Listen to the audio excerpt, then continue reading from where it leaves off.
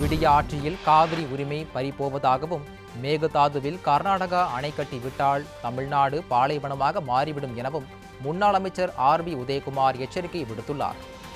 மதுரையில் அட்சய பாத்திரம் அறக்கட்டளை சார்பில் மாற்றுத்திறனாளிகளுக்கு நலத்திட்டங்கள் வழங்கும் நிகழ்ச்சி நடைபெற்றது.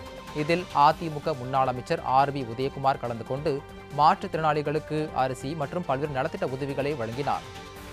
இதைத் தொடர்ந்து செய்தியாளர்களை சந்தித்த முன்னாள் அமைச்சர் ஆர்பி உதயகுமார், காவிரி நமது ஜீவாதார உரிமை எனவும் அது பறிப்போய் கொண்டிருப்பதாகவும் மேகதாது அணை கட்டிவிட்டால் தமிழ்நாடு பாலைவனமாக மாறி உணவு பஞ்சம் ஏற்படுகின்ற நிலை உருவாகும் என எச்சரிக்கை விடுத்தார்.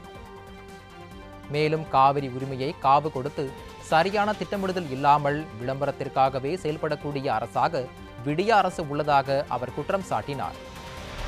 காவிரி ஜீவாதார உரிமை அது இன்றைக்கு பறிபோய் கொண்டிருக்கிறது.